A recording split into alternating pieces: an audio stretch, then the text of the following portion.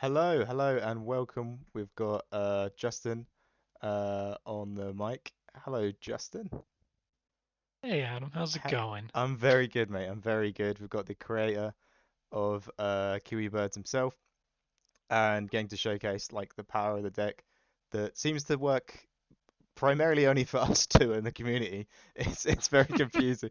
But besides that, with a few people in their store champs results and things like that. But it is strange. This one like Sapphire Steel deck seems to keep giving us good results.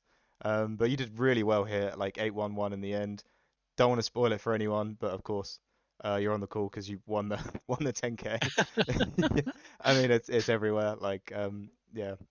Don't come to this Yeah. video if you're trying to find the results to who won the event.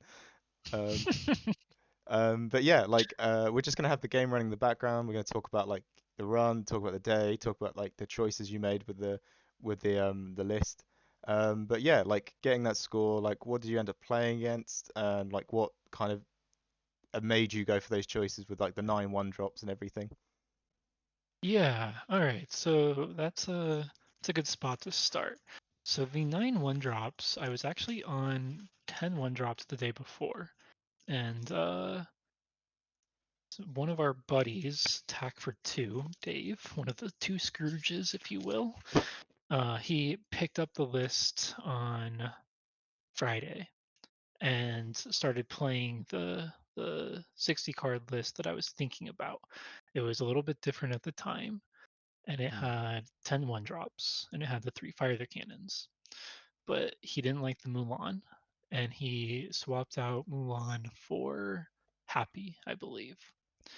And so at the end of the night, after I was done flying out to Florida, I hop on a Discord call where they're still playing, and I'm just waiting, getting my lift over to my Airbnb, and Dave starts talking about how it's too many one drops, and Fire the Cannons is sometimes a little bit clunky.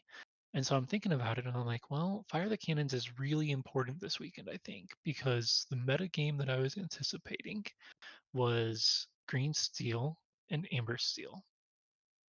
Um, which maybe well, can I take a quick aside here, Adam, and talk about why I was expecting that? Yeah, go for it. Okay, so this is a question that I think a lot of people commonly ask me when they see me at tournaments is like, how do I choose the deck I want to play and how do I consider like a metagame? Um, and so what I was doing was I looked at the previous weekend, so 2 weekends ago now, and 2 weekends before that, or a weekend before my tournament, there was the Ravensburger tournament, the one that you went and Hmm. topped with Kiwi at, and there was a big tournament up in Canada. Now, out where you were, there was like four of the eight top eight players were on Kiwi, or not on Kiwi. Sorry, were on Amber I Steel. love that. Yeah. Yep. So there was a bunch of Amber Steel doing very well, and then up in Canada, Green Steel did really well. And so I was like, all right, those two decks are very clearly powerful. I think those are going to be the decks that people are gravitating towards right now. If red, blue, and red, purple had done a lot better at those two tournaments, then maybe I say I want to tech for red, blue, and red, purple. But that's just like not how it went. So that's how I chose that. All right, so back to the one drop situation. So I knew green steel and amber steel was what I wanted to tech for. And so I wanted to have Fire the Cannons in the list because I need to be able to get rid of Diablo. It helps us getting rid of Little Cindy. Um, and so even though Dave and a few of our other friends were like, Justin, maybe don't play Fire the Cannons this weekend, I was like, I want the Fire the Cannons. And they said too many one drops, and I was like, all right, I could take out a one drop and get back. I think that previous iteration that they had been testing for me was three gone to. So I put back in a fourth gone to by swapping out one Mickey. But I kept in the two Mulan, and the thought process there was that Mulan helps fire the cannons be less clunky. Hmm. In that if let's say I'm blind, I'm on the draw, right?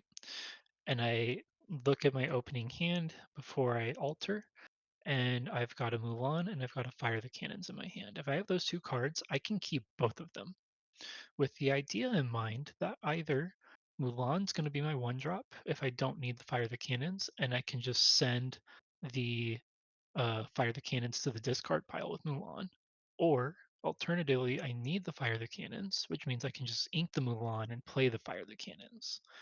And so that sort of dichotomy with those two cards there helps both of them be better than what they would be individually.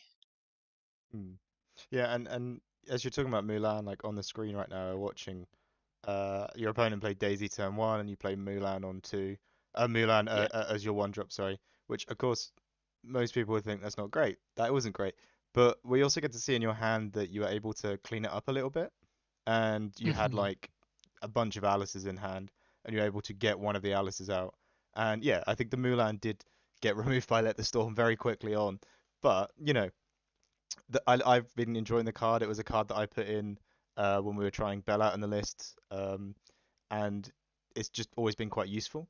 I'm glad to see it quite back, and sometimes it's just great to have a card that when you play it on one, you get some value already, which is the cleaning up the hand, the draw one, discard one, and yeah, if you're on the draw and you have a fire the cannons and a Mulan, and then they ink and then you don't need that fire the cannons anymore.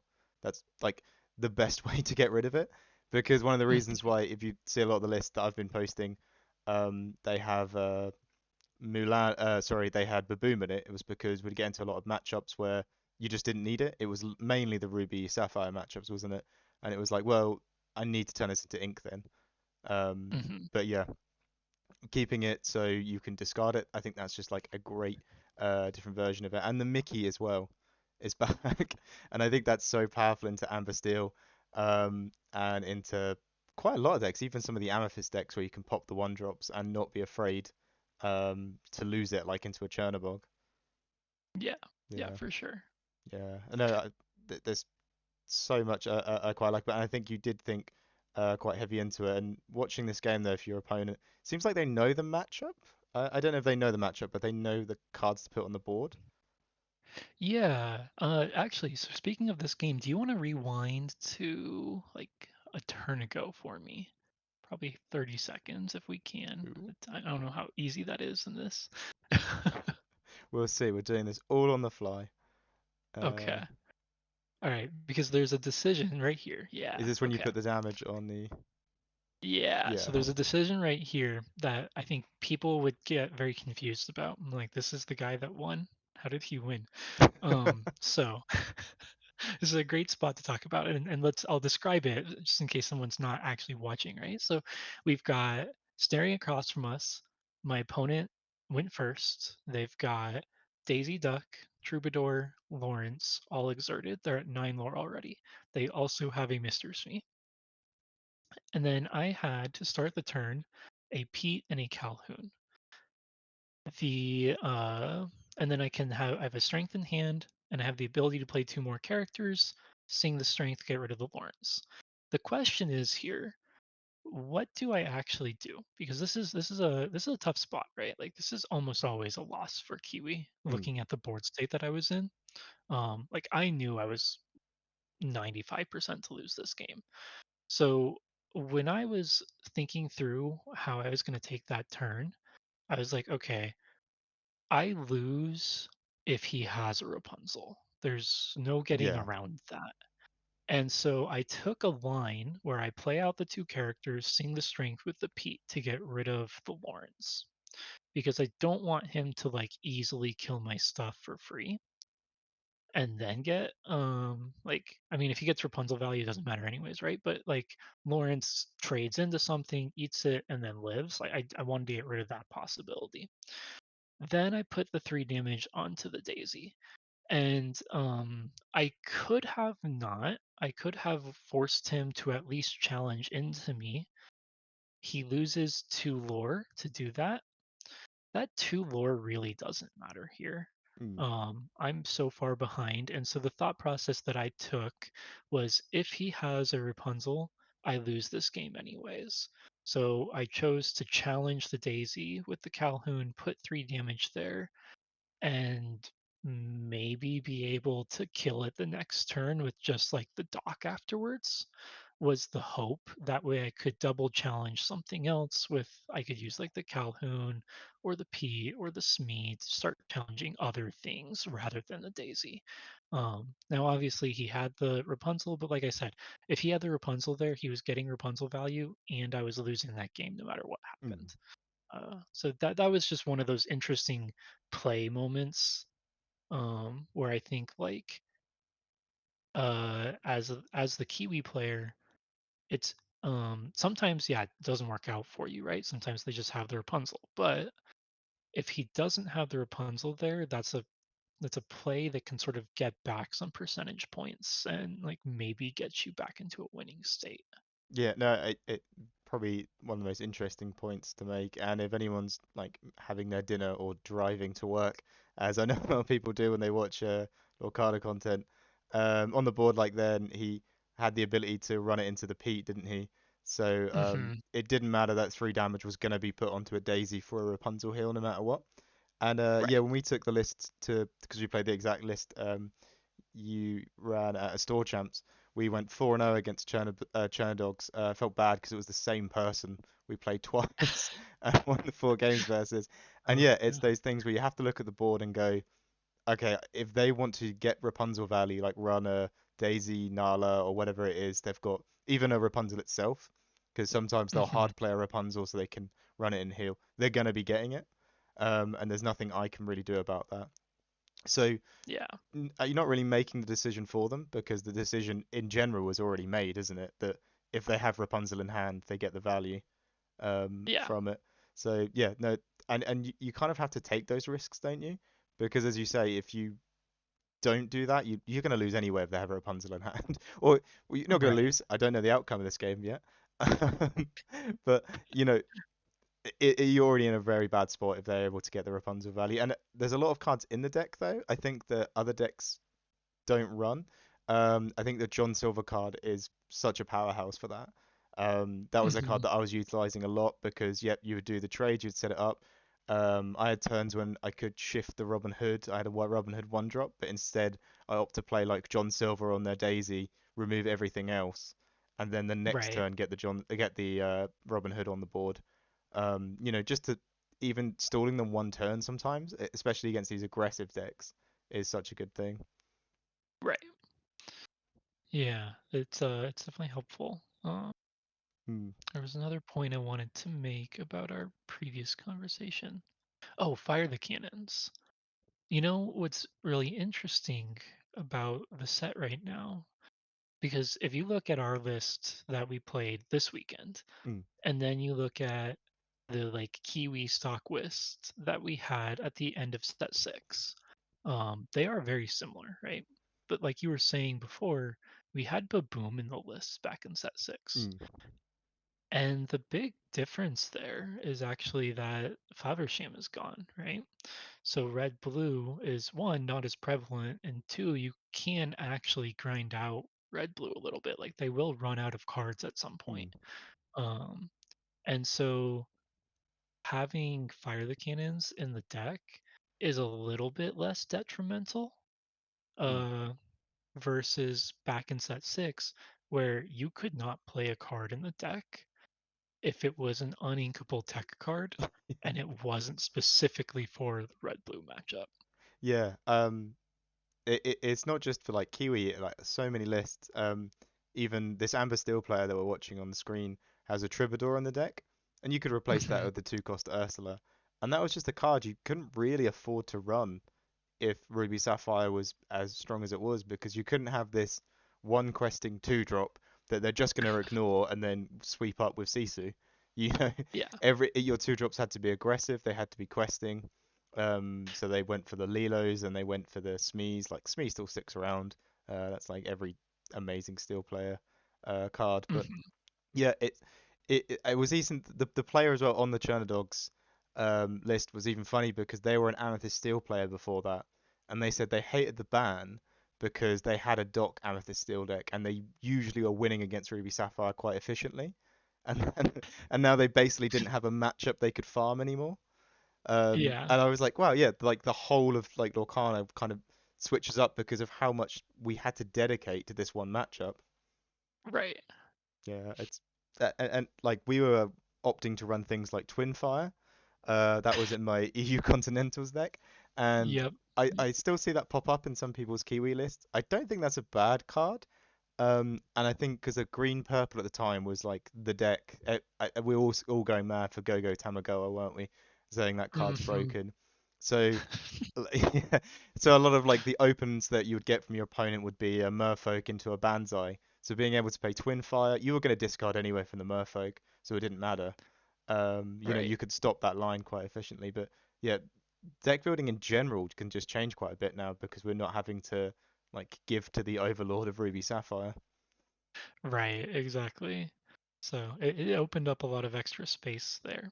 Mm, One card that didn't make it, despite Ruby Sapphire not being as strong anymore, is Baymax, unfortunately. mm, And I think this is something that you and I have chatted about, but uh, I think both of us probably kept that card in the deck longer than we should have because it was just, we got the we got the Continentals version. It's a yeah, pretty card, and it has that potential that those 10% of games where all of a sudden you're just like, yes, I'm gonna slam down this Baymax and win the game, and it felt so good when that it's happened. that thing of like trying to get a nail in with like a mallet or something instead of like you will eventually get Baymax to heal for some amount of lore, won't you? It will happen.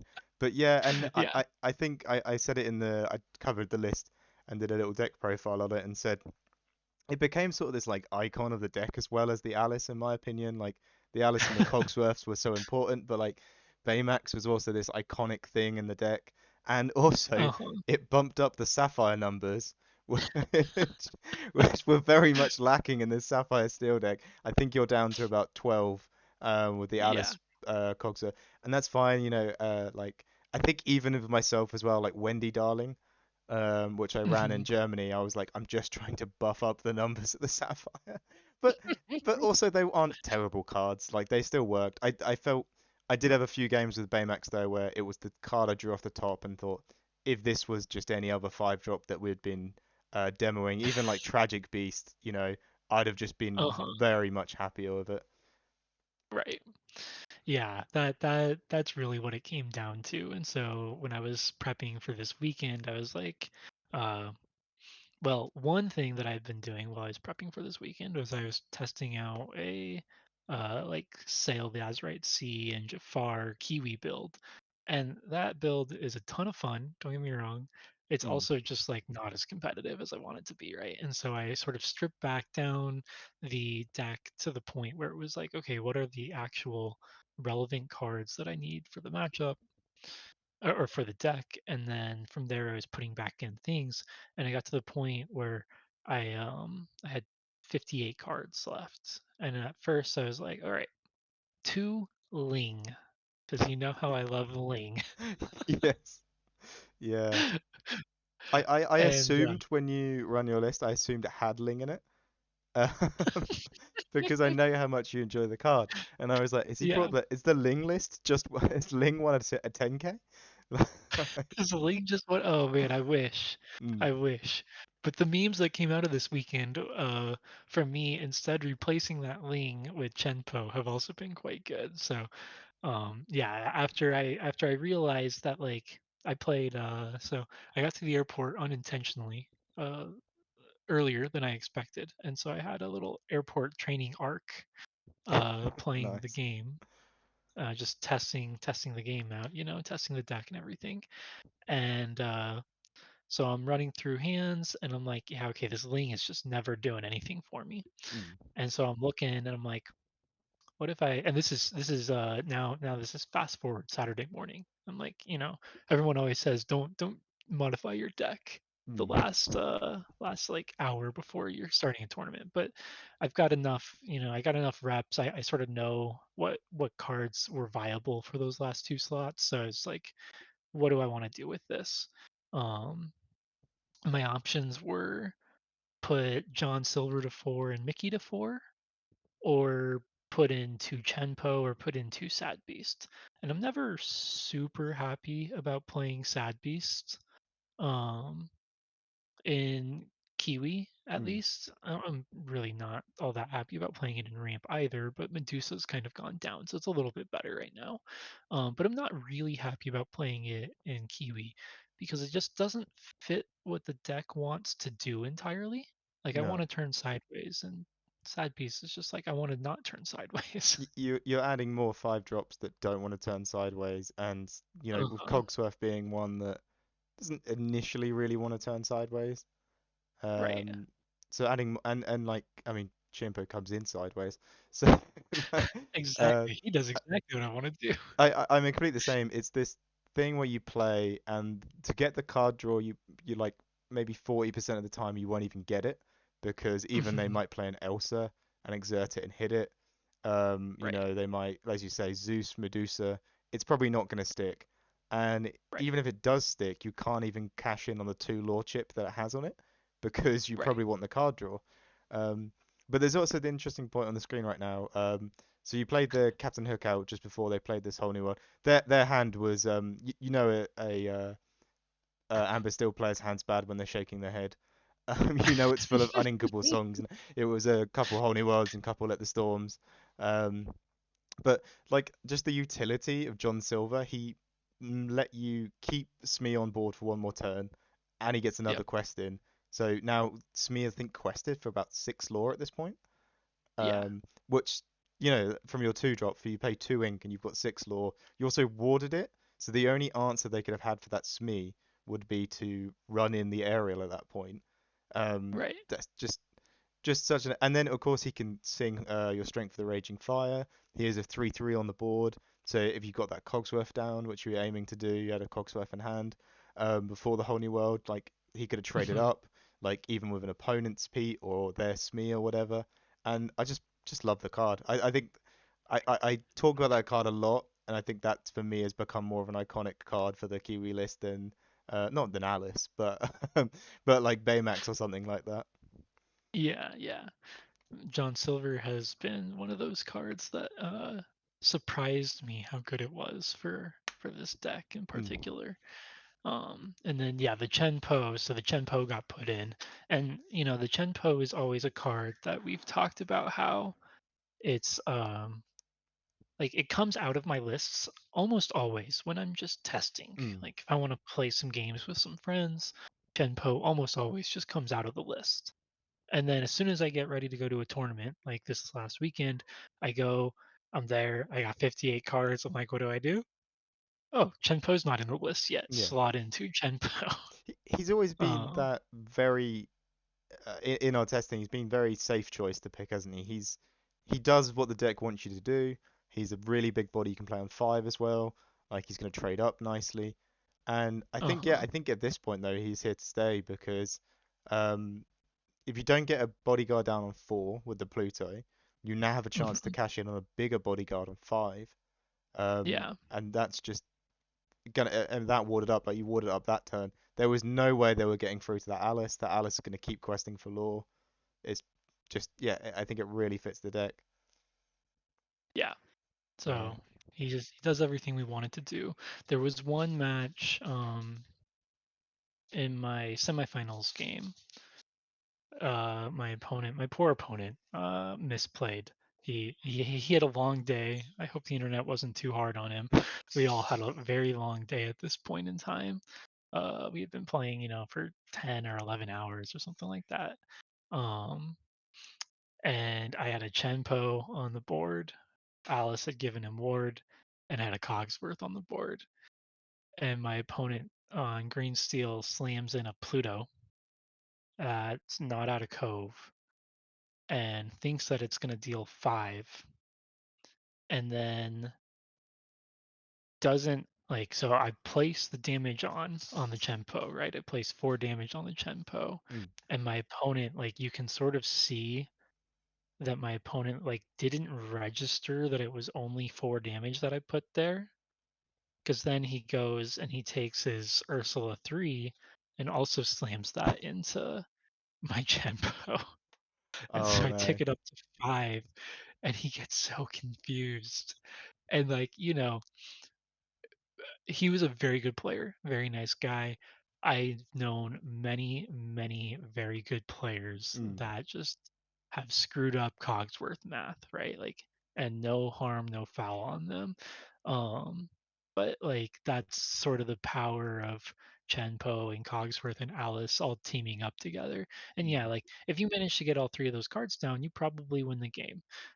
Is it win more? Maybe not. Um, in the game where that happened, you can actually hear the commentators, if you listen to the VOD, be like, all right, Jack has Alice Cogsworth. We think he's going to lose this game, guys.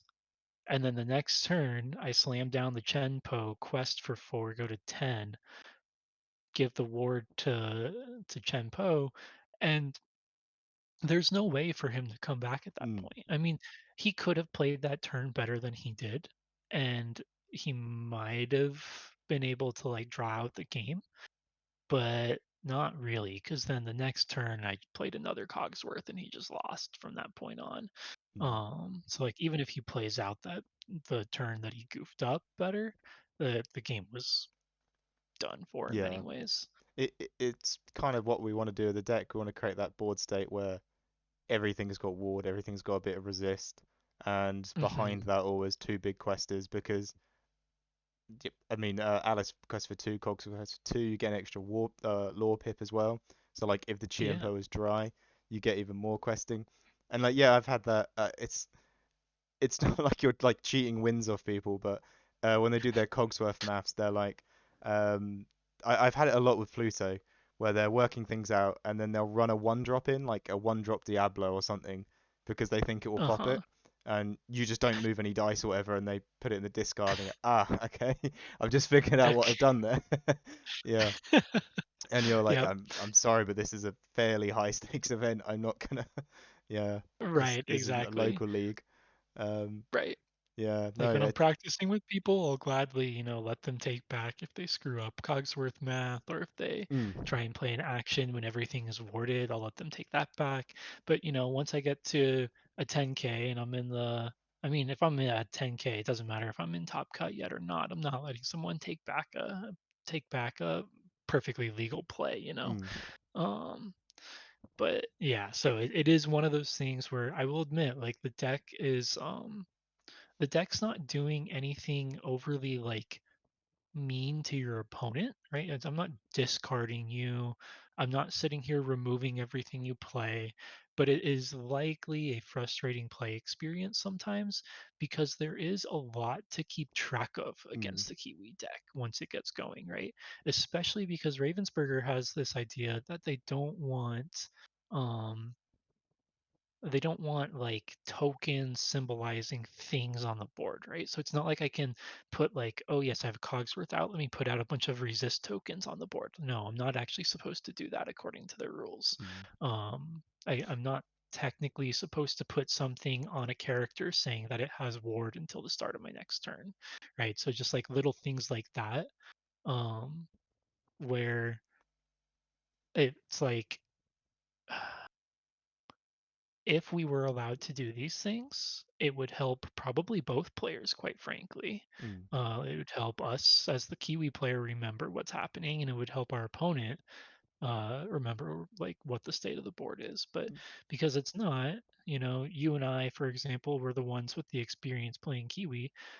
What that means, well, we're not going to make these mistakes with Cogsworth and Alice, but our opponents might quite mm. frequently. So. Yeah, I mean, I've had try like in local league, I'll use tokens and things like that just to state what's got ward, and Mhm. especially in practice, just because you'll let them take it back, but you just don't want to watch them do the mistake to begin with. Right, yeah, yeah. Yeah, but there's really interesting plays going on the screen right now. So your opponent's gone first, and they've played their Cinderella down. Of course, you don't know they have let the Storm Rage on in their hand, but the likelihood is they do. You have a one drop, Mhm. you opt to not play it, which is yeah, because Yes. You can play. You can take that gamble and say, I don't think you have let the Storm Rage on in your hand, um, and you that paid off for you because they did have it. But also, I think it also shows you the fire the cannons. Like if you just had that fire the cannons in hand, Hmm. especially against Amber Steel, where the likelihood is there's going to be a whole new world or something that's going to refill your hand, so you're not and you're on the draw. You don't really care about your hand size. Like that would have been a perfect time to just throw that out there. Um, Yeah. just to I mean it's there for things like answering Diablo, answering like Robin Hood shift lines, but also just to get it out there and just chip away at the Cinderella because I'm terrified of Cinderella shift, I think is the right thing to say. Um, and Yes. I'm just terrified of that because of playing Sapphire Steel for so long, like Cogsworth, Hmm. Ariel, Treasure Collector, all those cards used to die to that card. Yeah. I hate it so much. Um, and right now, watching your opponent, I don't know if I'd say he's played this incorrectly. Maybe if you watch the back, he'd like to play these a bit differently. But Hmm. on that turn three, he inked his Ariel to play Let the Storm and take out your Calhoun, so keep protecting your Cinderella. It looks like he wants really good value from that card. And then you petered him, and he just played in the Veen out so he could sing the whole new world next turn. But Yeah. really, what's that's put him in is this quite like low resource state he's in now. Hmm. Yeah, and I It don't was. know if it's paid off for him. Oh wow, okay. Apparently Oh. we're at the end. Oh. Oh, and we're going to a starter deck. Apparently that's all they wrote. When it Interesting. Okay. uh cool. Whoever's got this far, you get to see a little bit of fun chatting that we're gonna do as I try to find a video to put on in the background. Yeah. We'll just pull it back a If you bit. go, Ooh, yeah. is there any If you parts you'd go, like to see? Sorry. let's see here. Um, I think my semifinals was streamed, so we could put that on if you go back a little ways, not too That much looks further like you back. there. Oh, yes. All right. So We'll here's the leave this green blue. on. Here's the Yeah. green blue I game. guess Yeah, we're let's actually up see. to about 30 minutes of chatting. It always feels very short when it's chatting with you. So I Yeah. guess yeah, as we got this game out, I remember watching this one, and it looked quite brutal with the Sapphire Coil. But I think this is a matchup we quite take. I think they really dislike Oh, Ward. yeah. I remember Yeah. this spot looked very rough. I don't think you come out unscathed, but the game on the play was just an absolute stomp. Um, Hmm. but yeah, if you have any more finals, because I think we'll talk for England, as we say over here. Uh, we'll talk all night. So, is there anything else you'd like to add? Anything interesting about your like 7 rounds 8 rounds, sorry, 8 wins that you had, and your 10 games in total? Then. Yeah. Well, my favorite moment, probably not my opponent's favorite moment.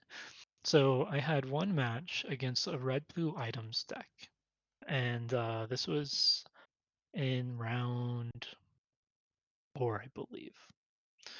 And so I'm sitting down across from my opponent. We're playing. Game 1, I just sort of do what we do, right? He Mm, has not a great game 1, but like it's an okay game 1, I guess. It's not he's kind of missing some of the things that he wants to do, and like, that our deck is going to take advantage of that. Game 2 is a very bizarre game. So I play a 1 drop, I play Smear Calhoun on turn 2, and I get to turn 3, and I'm sitting there.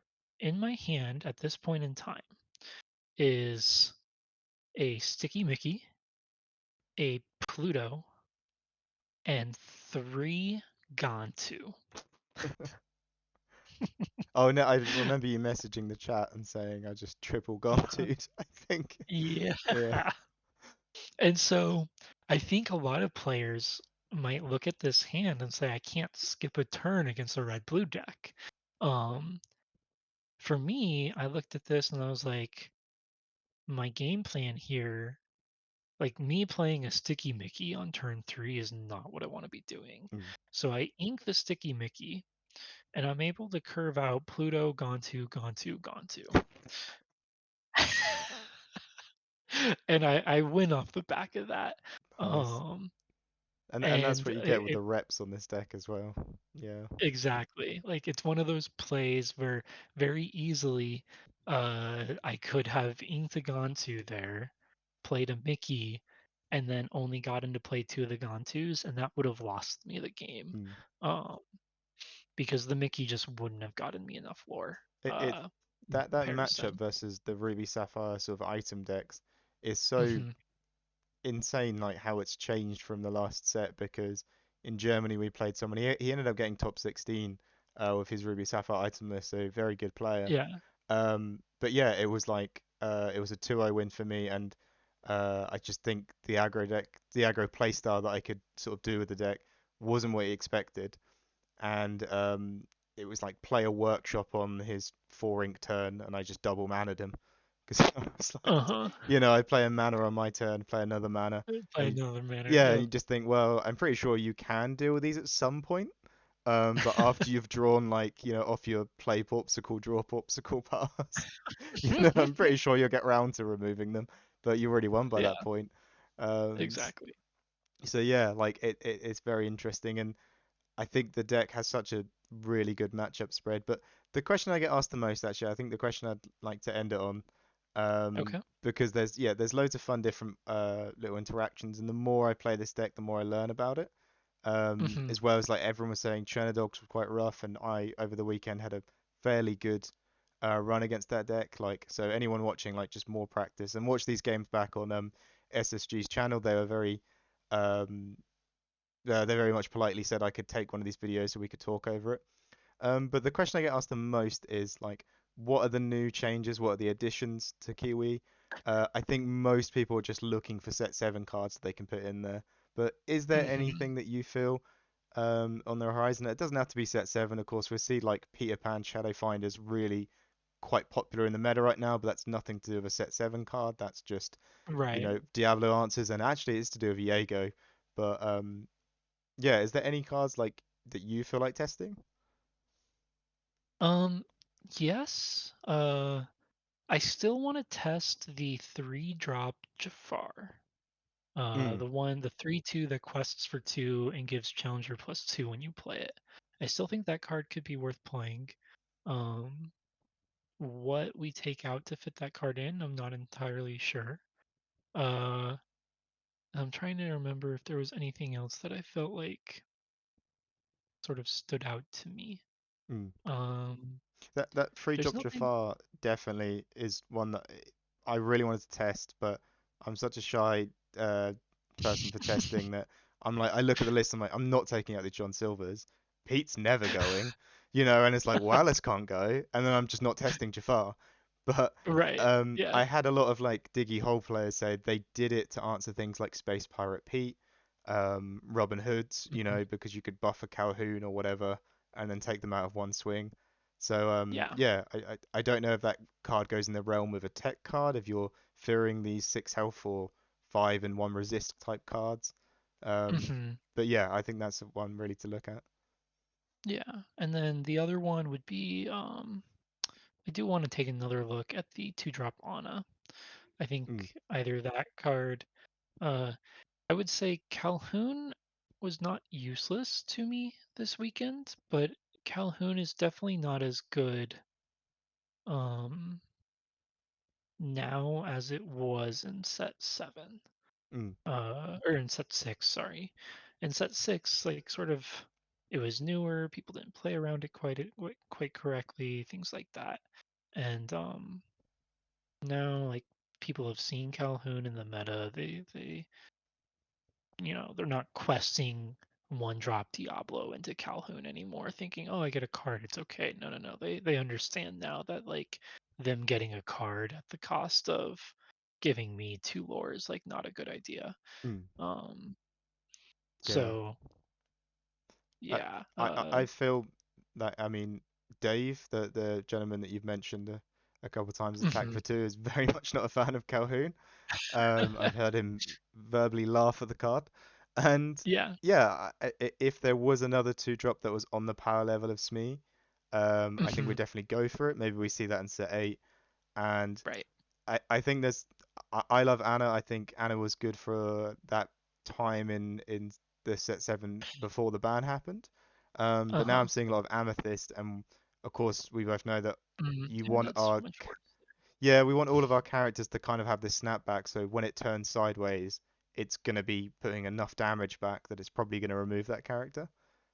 Yeah. Um, and surprisingly, if she was inkable, I think we wouldn't be having as much of a chat about this as we are because when you get paired No. into that Dogs or that like aggro pile like early on in Swiss, you know, you just hunt for that Calhoun is very Calhoun. good there. Yeah, Yeah, exactly. there was a green yellow in Germany hovering around at the top tables because I keep pairing like next to him, and I was like, I want this matchup. He had like the two cost Oliver Flaversham, the green one, you know, the quests for three, and I was like, oh Yeah, no, yeah, I yeah. need this matchup, and then eventually I sat down Give with it him. to me. Yeah, I was there, give me, this is my matchup, and yeah, we managed to get a 2-0 there because I was like, yeah, I understand the game plan, like all these Ruby Sapphire decks, you're probably just stomping them, that's why you're up here. But you're probably dodging all the Amber Steel and things like that because Mhm. it wasn't Yep. like a classic Churner Dogs, it was just big questers every turn. Um, Yeah, yeah. but yeah, and then you get those matchups and you're like, oh, Calhoun's a bit of a powerhouse here, but yeah, Cal into Amethyst Steel, into Amber Steel, it's like they just don't turn anything sideways and sink strength on it. And it was Yep. like, oh, that was a pointless card to include. So I think yeah, going into set 8 as well, that'd be one we want to change. Um, Mhm. I do like the idea of Anna, maybe with Ling or something like that, getting Ling Can I back in. ask you about one of the spoilers from today, Adam? Yes, yeah, no, they're out there. Okay, all right. Did you see the two cost Bernard? Do you I know which did card I'm see it. talking I about? did see it. Yeah. Um, the more I thought about it, the less I liked it. But it was a draw. This card is, if anyone knows, a two cost uninkable. I think it's a 2/2, isn't it? Um, Hmm. and if you have an ally on board when you play this, you're able to draw an extra card. Which means you'd have to have an ally down on turn one. Where most of our one drops are heroes, I believe. Hmm. So we'd have to think about that. Currently, yes. Yeah, we'd have to think Yeah. about that a bit, but yeah, it's crazy with the ally hero stuff we've got from the Jasmine and the Aladdin cards. It feels like they're trying to build us a Kiwi deck, Yep. um, but they were like a little bit short on it. I don't know. Um, I'm quite excited for that card. I don't know why it's uninkable. They always give us uninkable cards. Yeah, yeah, we'll see with that card. Yeah. My initial take with that card was apparently incorrect after having talked to some friends. So they think that card is going to be better. I think that card is kind of lackluster. But certainly, one thing that I think maybe is going to be good with it is not playing it as a two drop, right? But you play it on like turn three or turn four. Mm, Maybe you go Smee on turn two, you double spell on turn three with it, or you double spell on turn four with it, and Smee or Doc or something like that. Like um, things like that that you can do, and maybe that becomes more interesting and helps you like flood the board even wider. mm. So I don't know. We'll see Yeah, how that yeah. one pans I out. think with set 8, excited to see all of the because we get a few more dual link cards. And I got to believe with the game design of them, one of them has to be for Kiwi, you know, with the Yeah. Jasmine and the Aladdin stuff, and they've been so close to them so far. The Yep. 1/9 Aladdin, I don't know if you saw that. That didn't really seem Oh, like it the was. bodyguard. I just don't know why it had one health. It didn't make any sense to me. Um, Yeah. but yeah, I think there's some good cards on the horizon for us, and also with rotation, a lot of the things that are threatening us kind of leave the meta. Hmm. I don't know what gets reprinted, but I've said Right. to most people the best thing that beats Kiwi tends to be people who know how to use the fox and the crab very well. Yeah. Um, like an Alice and a Pluto is great, but if they're gonna crab buff a Chernobog, they're gonna save it from turn one and then play a crab on it and take out your Pluto. It's not that good. um, Right. Exactly. yeah, so those are the things that beat us that might be going by Fabled, but right now, we're still Hmm. into set 7. I think it's an amazing choice for store champs. And I've seen loads of people winning with it so far. My local store was 3 Sapphire Steels in the top 4. One of them was on Diggy Hole. Shout out Bad Vegas, who showed me that version Yep. of the deck. Which is crazy because it will always be I'll post a new Sapphire Steel list that I've heard from you or Bad Vegas or someone. Completely forget about it. because I post so many, and then someone will go, "Oh yeah, I'm like top cup right now. I'm top four with that deck right now at a store chaps." It's like, "Oh okay, that's awesome." Oh, that's cool. Yeah, Good that's job. cool. That's really cool. I mean, I'm not playing it, but but I really like Glad that. you're liking it. Yeah. Yeah, yeah. Oh man, that's All fun. right. Thank you very much, Justin, for joining me. Yeah. And yeah, there's like 45 minutes for people to listen to this, so it's really good. Do you have anything you want to say before I end the video? Just shout outs to all of our people, my wife, our you for always testing with me, our testing group Oh. overall. Um, that's SSG was great. The store down there was amazing. I appreciate them holding the tournaments. I know that uh not all of the tournaments for them are profitable, but they care about building up the community. So Mm. it was a great time, and I appreciate them for what they're doing down there. Yeah, no, awesome. And yeah, Justin's list is on Dreamborn.